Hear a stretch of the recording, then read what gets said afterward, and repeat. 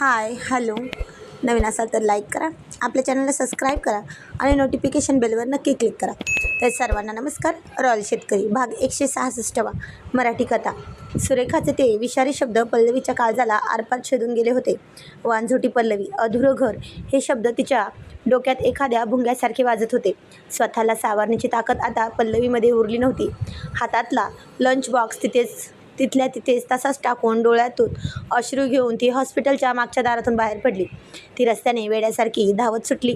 डोळ्यासमोर फक्त अंधारी येत होती आणि कानात सुरेखाचे ते अमानुष हसू घुमत होतं. तिचं स्वतःच्या शरीरावर आणि अवतीभोवतीच्या जगावरचं भान पार सुटलं होतं. ती रस्त्याच्या मधोमध आली. तितक्यात समोरून एक आलिशान काळ्या रंगाची गाडी वेगाने आली. गाडीच्या टायरचा मोठा कर्र असा आवाज झाला. गाडी पल्लवीच्या अगदी जवळ येऊन थांबली. पल्लवी भीतीने आणि मानसिक धक्क्याने तिथेच रस्त्यावर कोसळली. गाडीचा दरवाजा उघडला आणि मागच्या सीटवरून एक मध्यमवर्गीय रुबाबदार व्यक्ती घाईघाईने खाली उतरली. ते दुसरे कोणी नसून रोहितचे डॅड म्हणजे पल्लवीचे सासरे होते. ते हॉस्पिटलच्या कामासाठी सायरस रोडने चाललेच होते. पल्लू, अगं पल्लवी, काय झालं बेटा? तू इथे रस्त्यावर काय करतेस? डॅड यांनी धावत जाऊन पल्लवीला जवळ घेतलं. डॅडनं समोर पाहताच पल्लवीच्या पाशवी दुःखाचा बाण फुटला. सासरे असूनही डॅडने तिला नेहमी स्वतःच्या मुलीसारखं जपलं होतं. ती डॅडच्या गळ्यात पडून लहान मुलीसारखे हुंदके देऊन रडू लागली. तिची ती अवस्था पाहून डॅडच्या काळजाचा थर कापच उडाला होता. त्यांनी ड्रायव्हरला ओरडून सांगितलं, गाडी काढ, लगेच घरी घ्या. डॅड पल्लवीला घेऊन घरी पोहोचले. घरी रोहितची मॉम म्हणजे पल्लवीची सासू तिची वाट पाहतच होती.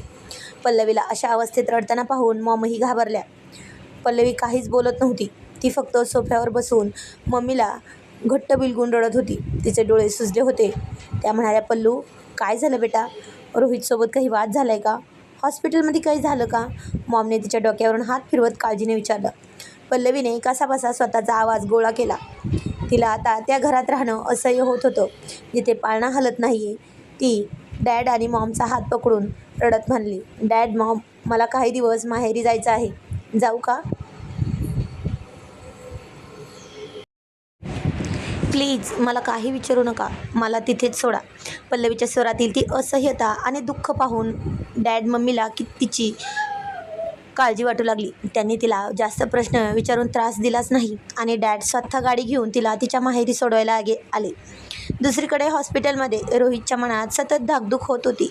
केबिनच्या बाहेर पल्लवीचा लंच बॉक्स आणि तिची पर्स पडलेली सापडल्यामुळे तो पूर्णपणे घाबरला होता. त्याने पल्लवीच्या नंबरवर एकामागून एक 50 फोन केले. फोनची रिंग जात होती, पण पल्लवीने फोन सायलेंटवर टाकून बाजूला ठेवला होता. तिला रोहितचा आवाज ऐकण्याची हिंमत होत नव्हती. तिला सारखं वाटत होतं की ती रोहितच्या आयुष्यात एक अपूर्णता घेऊन जगते. रोहित केबिनमध्ये वेड्यासारखा फेऱ्या मारत होता. संध्याकाळ झाली. रोहितने हॉस्पिटलचं काम कसंबसं आटपलं आणि तो सुसाट वेगाने गाडी घेऊन घराकडे निघाला. तोपर्यंत त्याला घरी काय झालं याचीसुद्धा कल्पना नव्हती. आणि आता घरी गेल्यावर त्याला पल्लवी दिसते की नाही हाच प्रश्न खूप मोठा गंभीर होता. आणि मॉम डॅड काय विचारतील हे सुद्धा त्याला माहिती नव्हतं.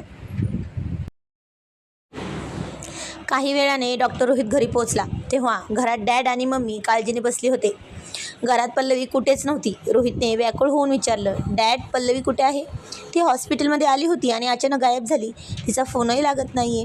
फोन केला तर उचलत नाहीये. डॅडने गंभीर आवाजात म्हटलं, रोहित बेटा, पल्लवी दुपारी मला रस्त्यावर वेड्यासारखी रडत असताना भेटली. ती खूप मानसिक धक्क्यात होती रे. आम्ही खूप विचारलं, पण ती काहीच बोलली नाही. ती हट्ट करत होती म्हणून मी तिला स्वतः माहेरी तिच्या सोडून आलोय. रोहित बेटा, नक्की काय झालं रे तुमच्यात? ती अशी अचानक माहेरी का गेली? डॅड आणि मॉमचा हा प्रश्न ऐकून रोहितला काय सांगावं तेच सुचेना. त्याला आता पूर्ण खात्री पटली होती की या सगळ्यांमागे त्या वेड्या सुरेखाचाच हात आहे. तिनेच पल्लवीला काहीतरी असं म्हटलंय ज्यामुळे पल्लवी कोलमडली आहे. डॅड, मी तिला घेऊन आलो असं म्हणून रोहितने नाराज होऊनच सोफ्यावर डोकं ठेवलं. घर पल्लवीशिवाय त्याला अगदी अधुरं वाटत होतं. नेमकं याच शब्दाचा वापर सुरेखाने सुद्धा केलाच होता. त्याने रात्री 10 वाजेपर्यंत वाट पाहिली. त्याला वाटलं पल्लवी स्वतःहून फोन करेल, पण कोणताच निरोप आला नाही. शेवटी रोहितचा संयम सुटला. रात्रीचे 11:30 वाजले होते. बाहेर किर्र अंधार आणि थंड गारवा होता. रोहितने गाडीची चावी घेतली आणि थेट पल्लवीच्या माहेरी जाण्यासाठी निघाला. रात्रीचे 11:15 वाजता रोहितने पल्लवीच्या माहेरच्या घराची बेल वाजवली. पल्लवीच्या आईने दरवाजा उघडला.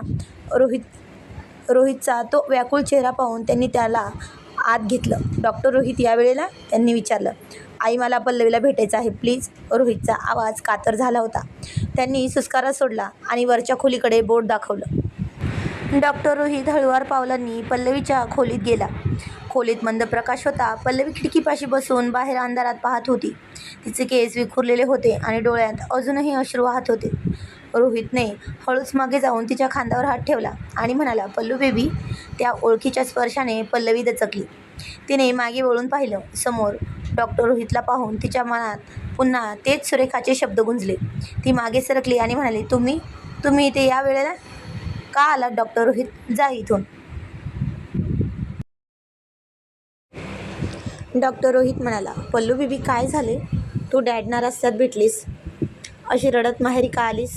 माझ्याकडे बघ पल्लू, काय चुकलंय माझं? रोहितने तिचा हात पकडण्याचा प्रयत्न केला. पल्लवीने रडत रडत आपला हात झटकला. काही नाही चुकलं तुमचं डॉक्टर रोहित. चुकलं तर माझं नशीब. 2 वर्ष झाली डॉक्टर रोहित आपल्या लग्नाला, पण मी तुम्हाला बाप होण्याचं सुख देऊ शकले नाही. मी एक वांजुटी स्त्री आहे डॉक्टर रोहित. डॅड आणि मॉमला मी त्यांच्या कुळाचा दिवा पण देऊ शकत नाही. तुमच्या त्या हसत्या खेळत्या घराला मी कधीच पाळणा देऊ शकणार नाही ना. का नाही केलं तुम्ही सुरेखाशी लग्न? तिनं दिली असती तुम्हाला ही सगळी सुखं. पल्लवीच्या तोंडून हे शब्द ऐकताच डॉक्टर रोहित स्तब्ध झाला. त्याच्या पायाखालची जमीनच सरकली. त्याला समजलं होतं की सुरेखाचे ते विषारी बाण पल्लवीच्या काळजाला आरपार भेदून गेले आहेत म्हणून. आणि आता डॉक्टर रोहितने एकही क्षण न वाया घालवता पल्लवीला घट्ट आपल्या मिठीत ओढलं. पल्लवी दूर जाण्याचा प्रयत्न करत होती, पण रोहितची पकड सैल होत नव्हती. त्याने पल्लवीचे डोकं आपल्या छातीवर ठेवलं, जिथे त्याच्या हृदयाचे ठोके वेगवान चालत होते. पल्लू बेबी गप्प बस, एकही शब्द बोलायचा नाही. रोहितचा आवाज जसा रागाने भरलेला होता तसाच प्रेमाने ओथंबलेला होता. सुरेखा कोण आहे माझ्या आयुष्यात? कोणीच नाही. पल्लू, मी तुझ्याशी लग्न केलंय, मुलांसाठी नाही. डॅड आणि मॉमला तुझा अभिमान आहे. त्यांनी तुला सून नाही तर मुलगी मानले. अपत्य न होणं हे देवाच्या हातात असतं गं. पण तू माझं जग आहेस. जर मला कधी मूल झालंच नाही ना, तर त्याची पर्वा मला नाही, कारण माझ्यासाठी माझी पल्लूच माझं पहिलं आणि शेवटचं बाळ आहेस. Pallu baby, I love you so much. रोहितचे हे नितांत सुंदर आणि अत्यंत भावूक शब्द पल्लवी ऐकून जागच्या जागी गोठली. तिचे हात जे रोहितला दूर ढकलत होते ते अबोलपणे डॉक्टर रोहितच्या पाठीवर घट्ट आवळले गेले. 2 वर्ष दाटून आलेलं ते दुःख आज डॉक्टर रोहितच्या खांद्यावर अश्रू बनवून वाहू लागलं होतं. पल्लवी डॉक्टर रोहितच्या छातीवर डोके ठेवून बराच वेळ रडत होती. डॉक्टर रोहित शांतपणे तिच्या पाठीवरून हात फिरवत तिला शांत करत होता. खोलीत फक्त त्या दोघांच्या श्वासांचा आणि पल्लवीच्या हुंदक्यांचा आवाज येत होता. पल्लवी शांत झाल्यावर डॉक्टर रोहितने हळूच तिची हनवटी पकडून तिचा रडवलेला चेहरा वर केला. आपल्या अंगठ्याने तिचे अश्रू पुसत तो अत्यंत प्रेमाने म्हणाला, पल्लू बेबी, मनावरचा सगळा भार उतरला ना आता चल ना बेबी आपल्या घरी. मॉम डॅड तुझी वाट पाहत आहेत आणि तुझ्याशिवाय ते घर मलाही घर वाटत नाही आहे गं. चल आवर बघू पटपट. डॉक्टर रोहितने नेहमीसारखंच हक्काने तिचा हात पकडला आणि तो उठू लागला. त्याला वाटलं होतं की नेहमीप्रमाणे पल्लवी आता मान डोलवेल, पण पल्लवी आता जागची हल्ली नाही. तिने हळूच डॉक्टर रोहितच्या हातातून स्वतःचा हात काढून घेतला. तिच्या चेहऱ्यावर आता रडण्यापेक्षा एक वेगळाच ठामपणा होता. नाही डॉक्टर रोहित, मी आता तुमच्यासोबत येणार नाही. पल्लवी खिडकी बाहेर पाहत शांत आवाजात म्हणाली. डॉक्टर रोहितला मोठा धक्का बसला. पल्लू, काय बोलतेस तू? मी तुला एवढं समजावून सांगितलं तरीही? तुम्ही मला समजावून सांगितले डॉक्टर रोहित, पण माझ्या मनाला अजूनही खूप काही समजायचं बाकी आहे. पल्लवीने वळून डॉक्टर रोहितच्या डोळ्यात पाहिलं. सुरेखाचे शब्द विषारी होते, पण त्या शब्दांनी मला एका वास्तवाची जाणीव करून दिली आहे. लग्न झाल्यापासून मी फक्त तुमच्या प्रेमाच्या जगात जगत होते, पण आज मला कळलं आहे की माझ्या मनात स्वतःबद्दलच खूप गर्व निर्माण झाला आहे. जोपर्यंत मी स्वतःशीच लढून यातून बाहेर पडत नाही तोपर्यंत त्या जगात पाऊल ठेवू शकत नाही. पल्लू, अगं वेडापेणा करू नकोस. आपण दोघं मिळून यातून बाहेर पडू, डॉक्टर रोहितनं कळवळीने म्हटलं. नाही डॉक्टर रोहित, तुम्ही जा आता. माझं जेव्हा मन करेल तेव्हा मला वाटेल की मी या मानसिकतेतून पूर्णपणे बाहेर आले आहे, तेव्हा मी स्वतःहून आपल्या घरी येईल. तोपर्यंत प्लीज मला बळजबरी करू नका. पल्लवीने हात जोडून विनंती केली. डॉक्टर रोहितला पल्लवीचा हा स्वाभिमानी आणि करारीबाणा माहिती होता. तो समजला की आता तिच्यावर दबाव आणणं चुकीचं ठरेल. तो अत्यंत नाराज झाला. त्याचा चेहरा उतरला. तो जड पावलांनी खोलीच्या दरवाजाकडे गेला. जाता जाता मागे वळून पाहिलं आणि म्हणाला, ठीक आहे पल्लू, मी वाट पाहीन, कारण माझं मन फक्त तुझ्यापाशीच असतं. कॉल केल्यावर उचलशील तर ना? तिनं काहीच उत्तर दिलं नाही.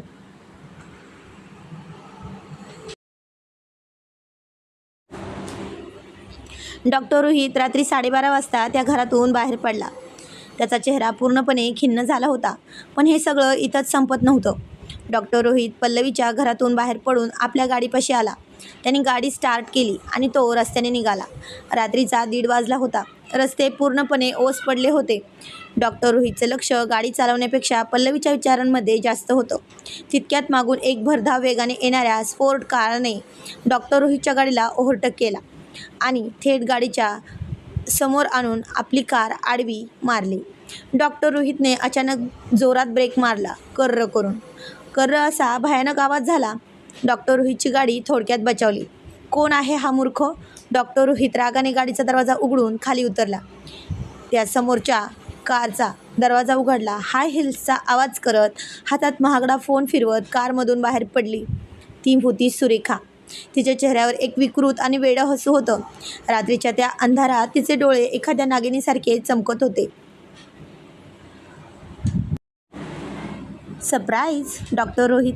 काय मग, मॅडमनी नकार दिला ना यायला? सुरेखा टाळ्या वाजवत मिश्किलपणे म्हणाली. सुरेखा, तू तू या वेळेला इथे काय करतेस? आणि तुझी हिंमत कशी झाली माझी गाडी अडवण्याची? डॉक्टर रोहितचा हात रागाने थरथरू लागला.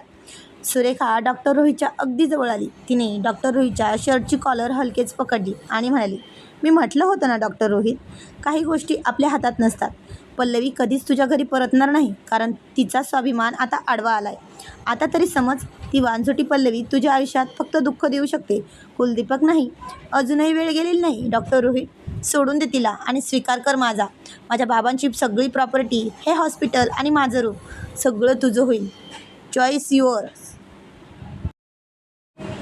डॉक्टर रोहितने रागाच्या भरात सुरेखाचा हात आपल्या कॉलरवरून झटकला. त्याचा संयम पार सुटला होता. त्याने सुरेखाच्या डोळ्यात रोखून पाहत अत्यंत थंड आणि भयानक आवाजात म्हटलं, सुरेखा, तुझी ही श्रीमंती, तुझं हे रूप आणि तुझ्या बाबांचं हॉस्पिटल माझ्या पायाच्या नखाचीही बरोबरी करू शकत नाही. पल्लवी आज घरी आली नाही कारण तिचा स्वतःवर स्वाभिमान आहे. आणि लक्षात ठेव, ती आज ना उद्या नक्की घरी येणार. पण तू जन्माची भिकारीच राहणार आहेस, कारण तुला कधीच कोणाचं खरं प्रेम मिळणार नाही. आज नंतर जर तू पल्लवीच्या आसपास जरी दिसलीस ना, तर मी विसरून जाईल की मी एक डॉक्टर आहे आणि कायदा काय असतो हे तुला चांगल्या प्रकारे दाखवून देईन. डॉक्टर रोहितने सुरेखाला जोरात बाजूला ढकललं. तो आपल्या गाडीत बसला आणि गाडी रिव्हर्स करून तिथून निघून गेला. सुरेखा रस्त्याच्या कडेला पडता पडता वाचली. डॉक्टर रोहितने तिचा केलेला हा दुसरा अपमान होता. तिच्या सहनशक्तीच्या पलीकडचा होता. तिच्या चेहऱ्यावरचं हसू गायब झालं आणि तिथे एका भयंकर राक्षसी क्रोधाने जागा घेतली. तिने हातातील मोबाईल जोरात रस्त्यावर आपटला.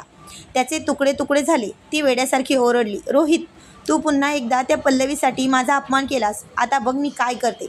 जर तू माझा होऊ शकत नाहीस तर तुला त्या पल्लवीचाही होऊ देणार नाही. खूप स्वाभिमान आहे ना तिला. आता तिचा तो स्वाभिमान आणि तिचं अस्तित्वच मी कायमचं मिटवते की नाही बघ. सुरेखाने आपल्या कारमध्ये बसून एका खूप प्रसिद्ध गुंडाला फोन लावला. हॅलो, उद्या सकाळी पल्लवी तिच्या माहेरून बाहेर पडेल. काम असं झालं पाहिजे की ती पुन्हा रोहितला कधीच जिवंत दिसलीच नाही पाहिजे.